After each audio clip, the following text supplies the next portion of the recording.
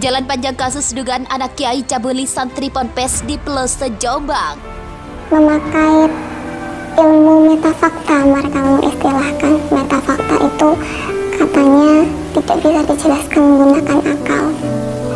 Jadi saya harus melepas pakaian, dan melepas pakaian itu kan nggak bisa di logika, di luar nalar. Saya nggak mau, saya tetap saja, saya tidak mau. Karena dia memaksa, masih menggunakan alasan yang sama. Kalau kamu tidak mau, berarti kamu masih menggunakan akal, kamu belum menjiwai itu metafakta. Dia mengatakan mau mengamalkan saya, caranya dengan melepas seluruh pakaian. Saya tetap jawab, saya tidak mau. Saya nggak tahu harus bagaimana. Saya nggak bisa ngapa-ngapain, di situ nggak ada orang sama sekali, karena sudah sekian lama ternyata masih berkepanjangan masalah ini. Kejadian itu terus terulang. Saya merasa miris. Sekolah yang selama ini diidam-idamkan, niat mencari ilmu, dari jauh datang, ternyata sampai sana diperlakukan seperti itu. Dan kejadian ini terus berulang. Saya ada rasa nggak terima. Ya Allah, beri jalan ya Allah. Dan saya berharap tidak ada terulang. Gimana pun mengotori lembaga pendidikan, mengotori apalagi ini pesantren, Masya Allah, benar-benar. Sekarang yang aneh, ada yang terlihat seperti terbuka, baik gitu, tapi ternyata hatinya berpenyakit. Nah, penyakitnya ini berbeda dengan penyakit-penyakit yang kufur tadi, penyakit-penyakit yang fasik tadi. Yang ini lebih kronis sifatnya, karena tidak nampak secara langsung dari perilaku. Kalau yang kufur nampak langsung dari perilaku. Ya, penyakitnya dari fahsya misalnya, muncul apa? Pornografi, nonton gambar-gambar yang tak bagus, video-video yang yang buruk, yang itu pornografi itu akan membawa kepada tingkat yang lebih serius.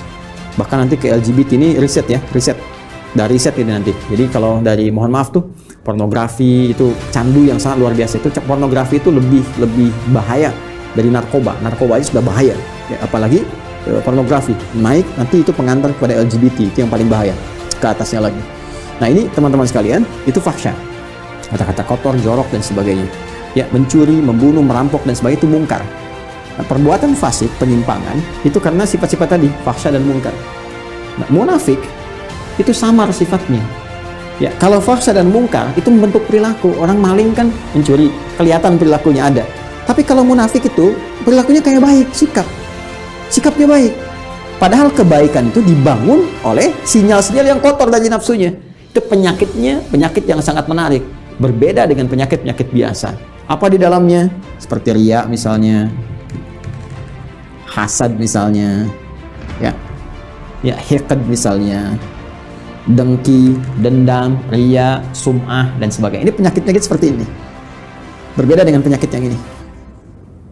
Nah, riya, ingin kelihatan pamer, ya, ingin kelihatan dermawan. Dermawannya bagus tuh, dermawan bagus, ya, bagus dermawannya. Cuma ingin kelihatan dermawan, jadi nggak bagus. Jujur bagus, ingin nampak seperti orang jujur, jadi nggak bagus. Sabar bagus, ya, tapi ingin kelihatan oleh orang seperti orang sabar, itu nggak bagus, ya kan? Ya, bersikap baik pada orang karena hartanya itu bagus, karena jabatannya bagus, hormat pada mereka. Tapi kehormatan yang diisi oleh perasaan iri hati itu nggak bagus. Hormat, ya maaf, ya di wajahnya ada senyuman, Masya Allah Pak, Bapak itu luar biasa, bisa punya jabatan seperti sekarang. Cuma di hatinya, mudah-mudahan Bapak besok kehilangan jabatan. Itu hasad, keinginan meruntuhkan kenikmatan diperoleh orang lain. Itu hiqd. Ini bahaya. Itu yang disebut dengan sifat-sifat ini melahirkan sifat nifaq yang membentuk munafik.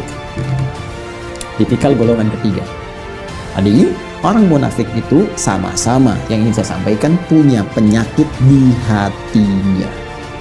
Punya penyakit di kalbunya.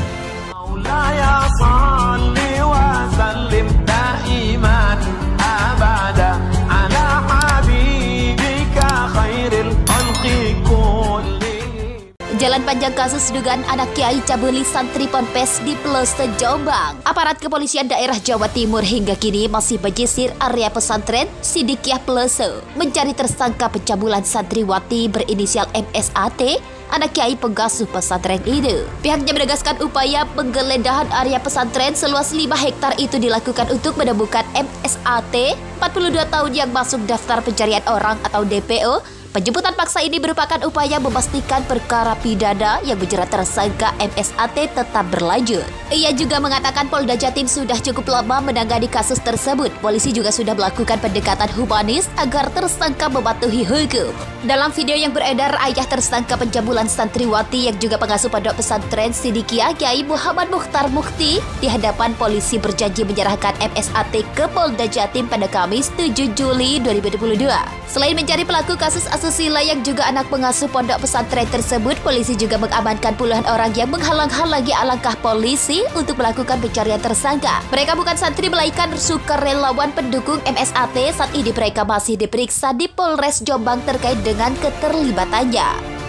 Kasus yang diduga melibatkan MSAT itu terjadi pada 2017 dengan melakukan perbuatan asusila pada 5 santri putri di kawasan pesantren Desa Puri Semanding, Kecamatan Pelendaan, Kabupaten Jombang. MSAT juga ditetapkan sebagai tersangka sejak tahun 2020, namun yang bersangkutan terus mungkir dari panggilan pemeriksaan di Polda Jatim. Ia menjadi tersangka kasus asusila kepada para santri di pesantren yang dipimpin oleh ayahnya tersebut.